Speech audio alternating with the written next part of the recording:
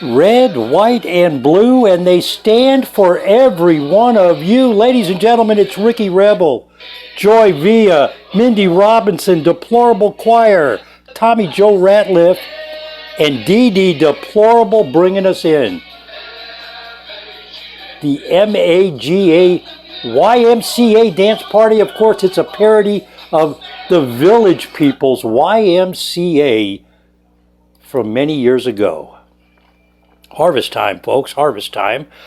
Be sure to tune into AladayMobileMedia.com, AladayMobileMedia.com, ladies and gentlemen. Butternut squash recipe coming up. Little fruits of the summer labor. The fall equinox is right around the corner, like tomorrow. I think it starts sometime in the middle of the night. That is the season changing. It is getting cooler. It is, what do we got here, 7:35 Central Standard Time. Aladay Mobile Media coming to you live from the studio, remotely located somewhere here in Kansas City, Missouri. Ladies and gentlemen, a couple things we're going to talk about. Of course, Mindy Robinson was in that video that we just saw. Drop dead gorgeous. Joy Villa also, the deplore. And you know what? As much as we all want to hate her, I think we owe her a great big thanks. Say thank you, Hillary Clinton, for making us all deplorables and bringing us together, because many of us didn't know we had it in us. Hey, but before we get into everything tonight, let's talk about Ruth for just a minute. Whether you agreed with Miss Ginsburg or not, many times I didn't agree with her opinions. Many times I did. I think we owe it to ourselves as a country to acknowledge this woman. She was an icon in American jurisprudence. Here's the last picture of the court that she was with. This would be her last court that she sat on. But Ruth Bader Ginsburg, as I said, an icon in American jurisprudence. And all of a sudden there's been a lot of divisiveness, and I'm going to get to some of the stuff here on that in a bit. And I don't understand it, because she is, Scalia was one of her biggest adversaries on the court, Anthony Scalia, but yet they were best of friends. And if anything we get from Miss Ginsburg, you can agree to disagree and still be civil. I have never seen anything like this for a Supreme Court justice in my life. I've been paying attention to the courts now for about 40 some odd years, almost 45 years. It is really amazing what she brought to the court and everything. And I, from everybody here at Aladay Mobile Media, condolences to her family and our deepest sympathies in your time. Now let's have some fun, folks. Let's have a little bit of fun. Are you pretty tired of stupid Democrats, or as I call them, Democrat logic? I got to give a plug. Mindy Robinson, she's running for a seat down there, a congressional seat out of Las Vegas, Nevada. I think she'll do Vegas proud. I think she'll do Nevada proud, if you will. She's running for a congressional seat down there. And, of course, we're going to have fun for just a little bit with what's going on out there. Do we get a justice? Do we not? I don't know. But one of the big things we got going on in social media right now is censorship. But I got to ask a question. I just got to point this out. And let's go back a picture here, just a minute, okay? Let's go back a couple. You see this girl here, Mindy Robinson, drop dead gorgeous. You see these other girls here, the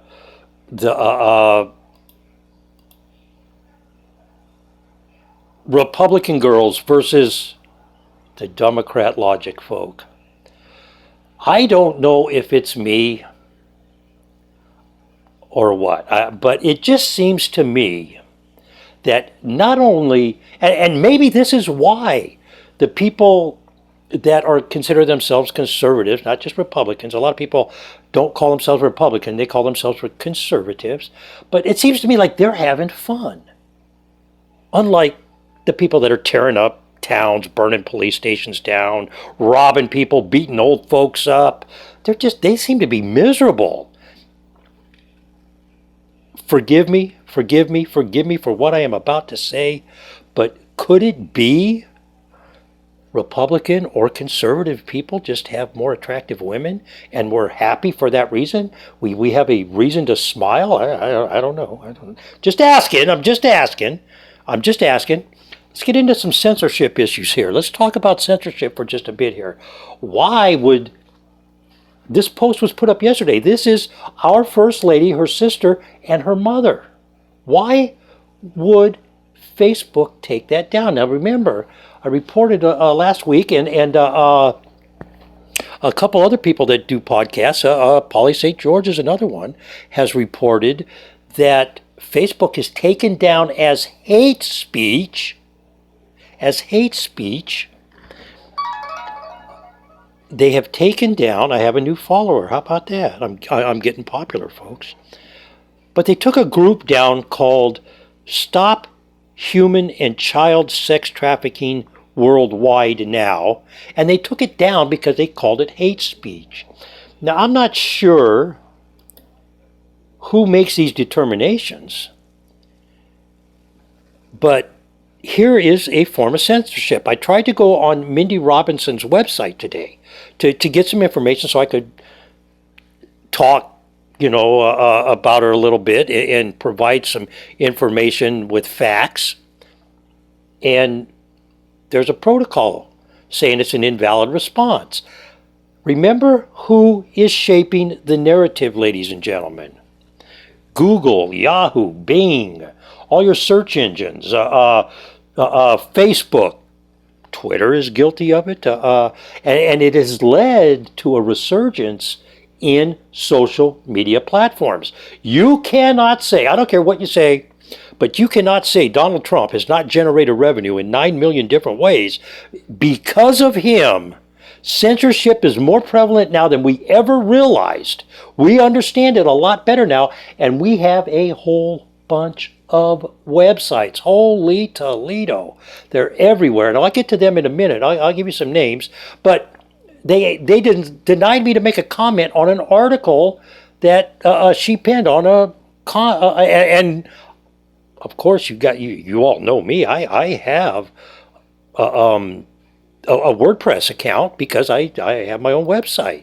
So I couldn't understand it. But let's look at this. Facebook is closing accounts that put videos of Biden himself saying they know it will hurt his chances of becoming president.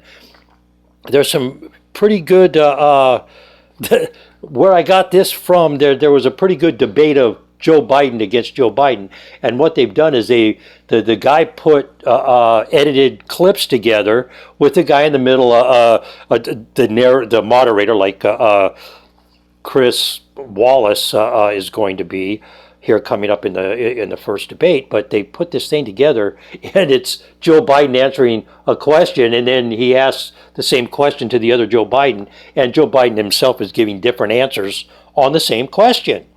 It's a pretty good little skit.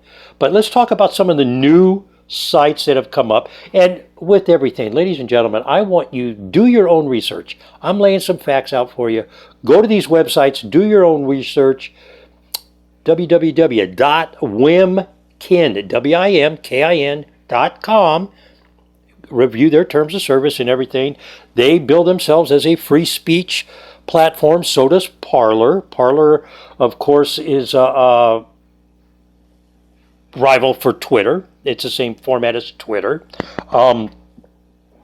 You have Google, Bing, Yahoo as search engines that shape the narrative. I went in through Google to try to access Mindy Robinson's website, and that's what they did. They don't want you coming in. They don't want you making a positive comment or stuff. They have algorithms, and for those of you who don't understand an algorithm, think of the word algorithm. Think of music. What makes a good song? It's got a nice beat, as they used to say on the Dick Clark show, the American Bandstand. Oh, it's got a nice beat and you can dance to it. To have a nice beat and to be able to dance to it, it has to have rhythm. Rhythm is a cyclical thing, and that is what algorithms are. They set algorithms to pick out a key word, a phrase, and when the algorithm finds them, it knocks whatever it is off the chart. So that is how they do that. But this is a platform, free speech, supposed to be like Facebook. You can share. They have groups and stuff like that on them. I've got some more slides.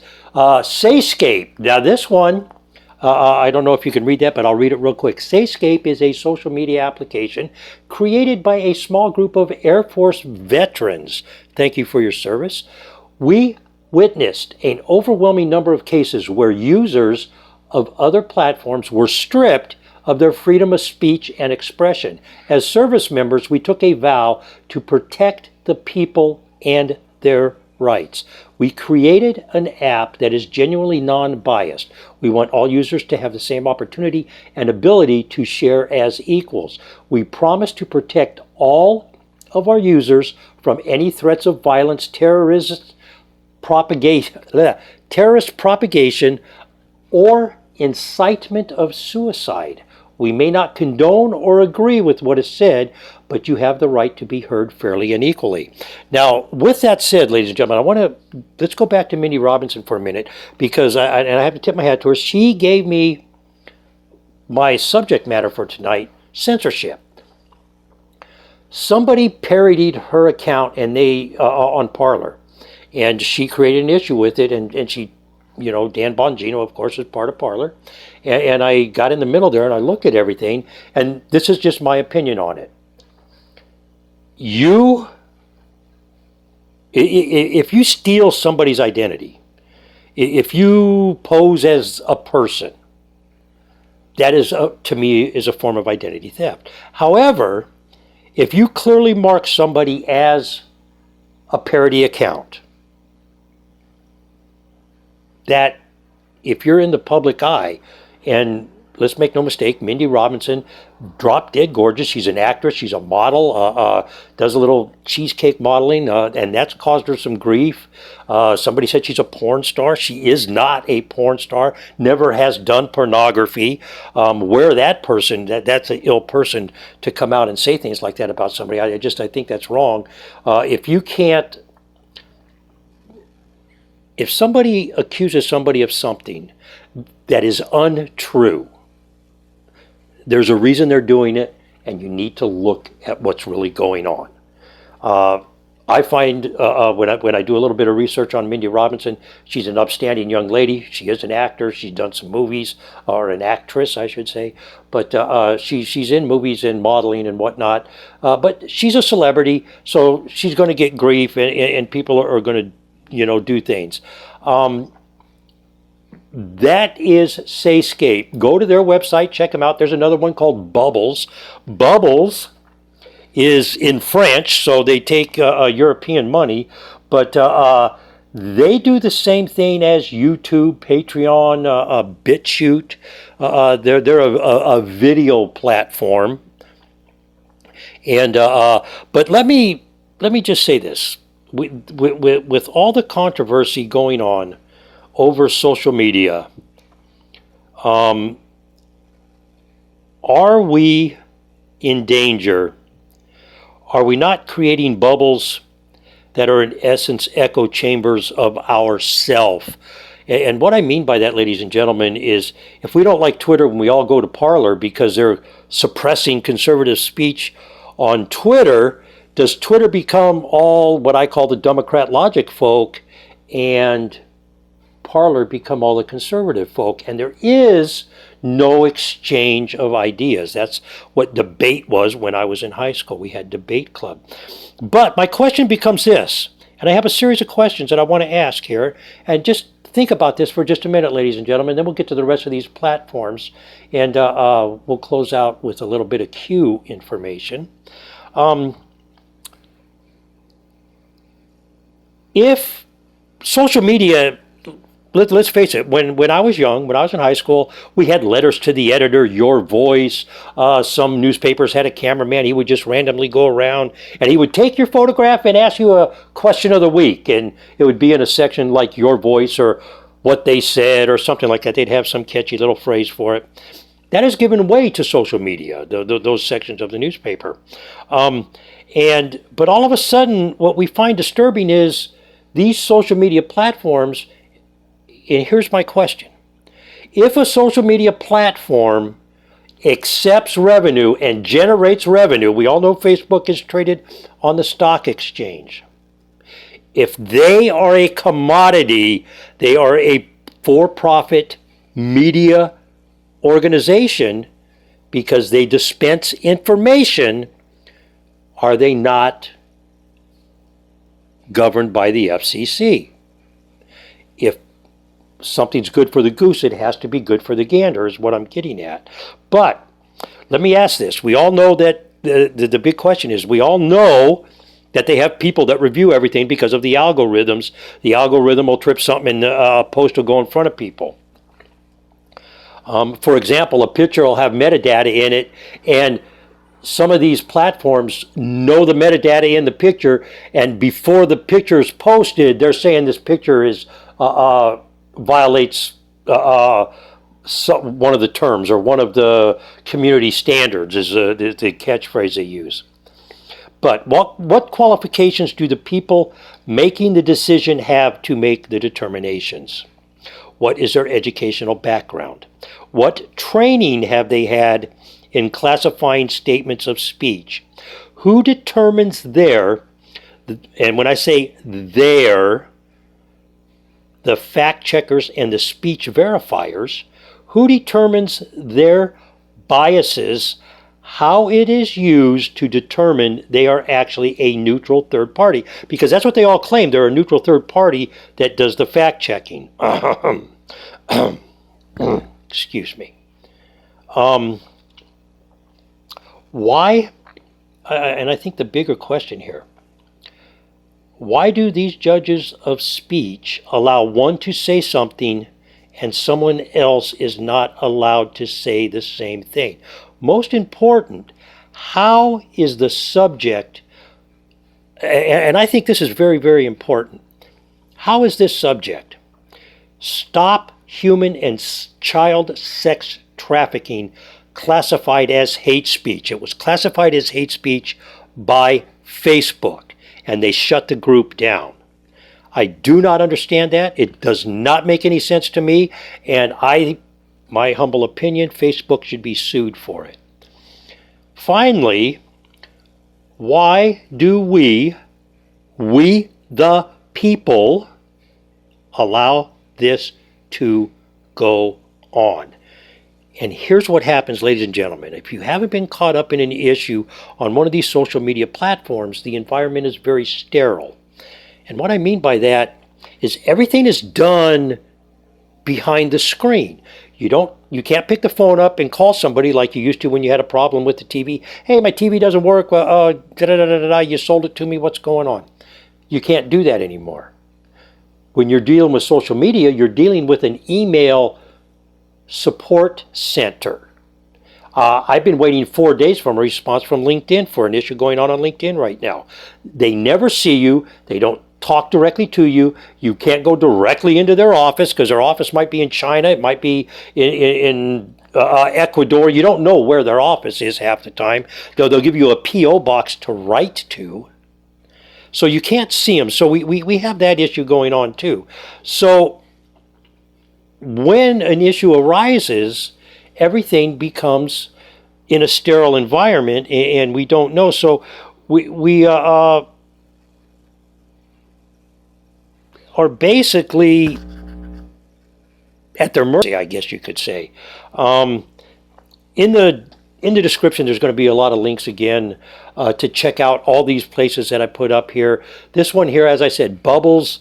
It is similar to YouTube and Patreon, where of course Patreon. BitChute is everybody's backup, where things are safe, if you will. I'm not sure about this because it is in French.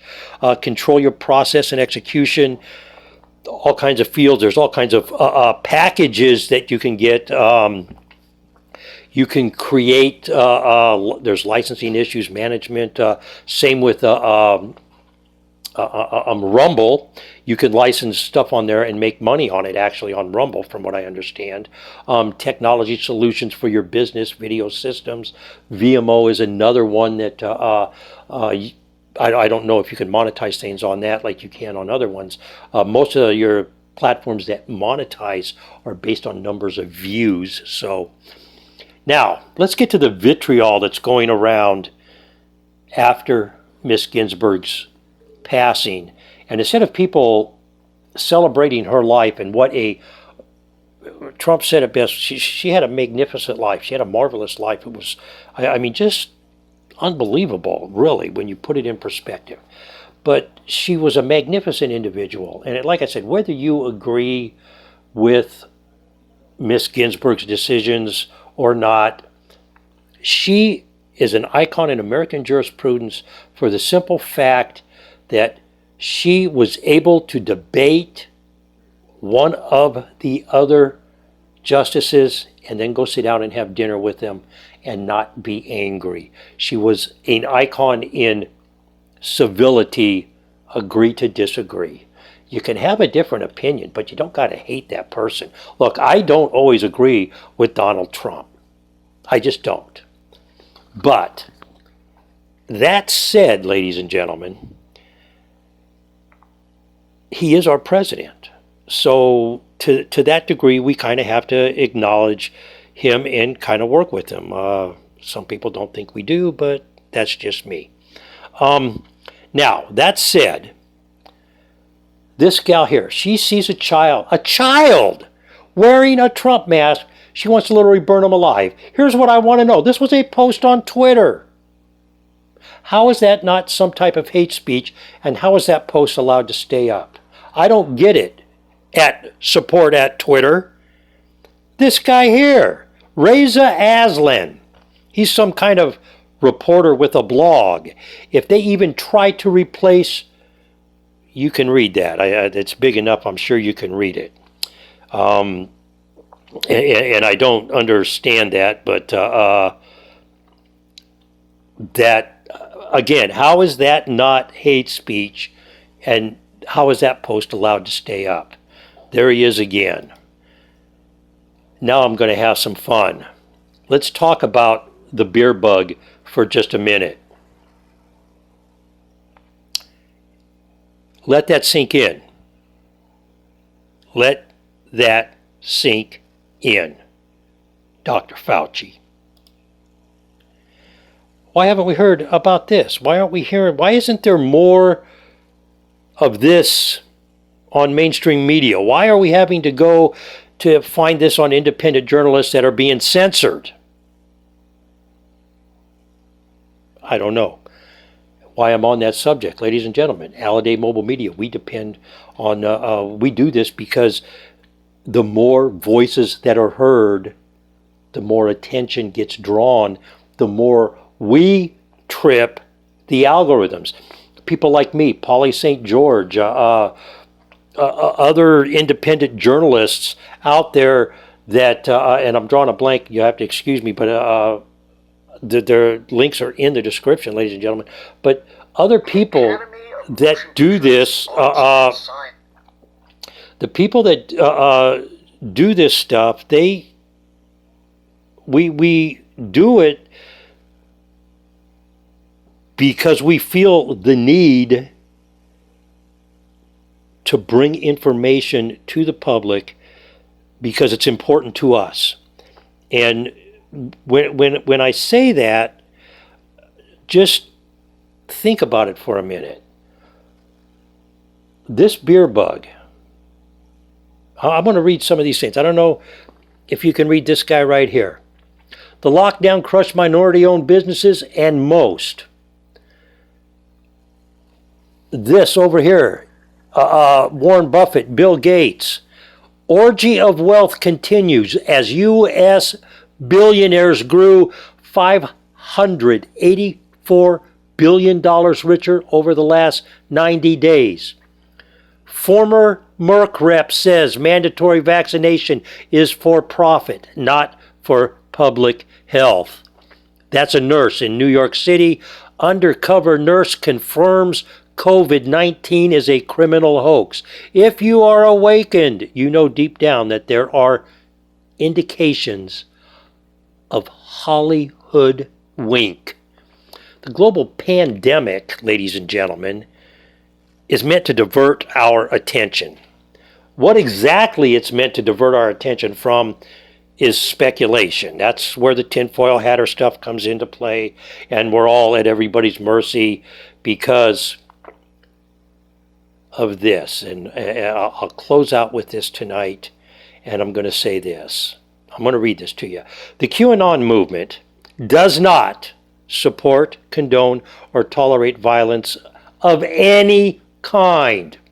Our movement is founded on peacefully sharing information and informing the public to create a better world for every race, religion, gender, and culture.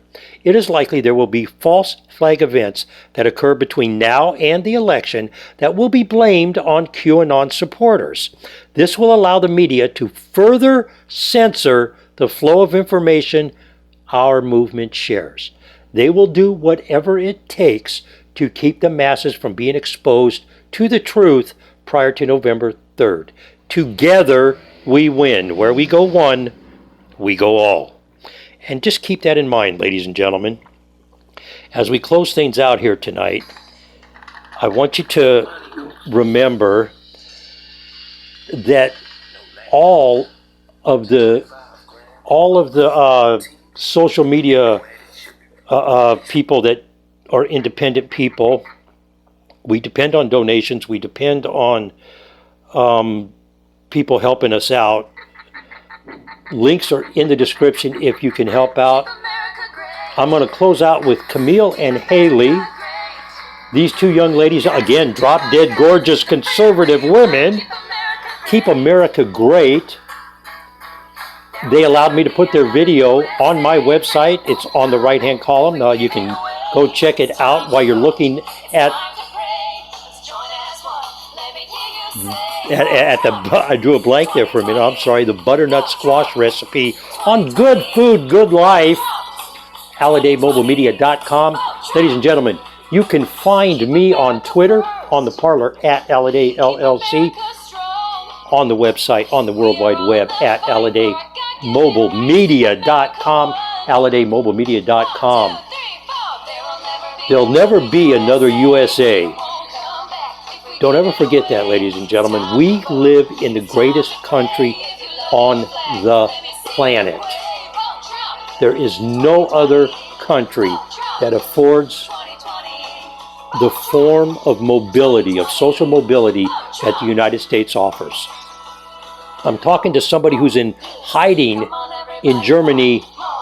The rest of her family is in a prison in Iran. I'm going to leave you with that tonight as we get out of here.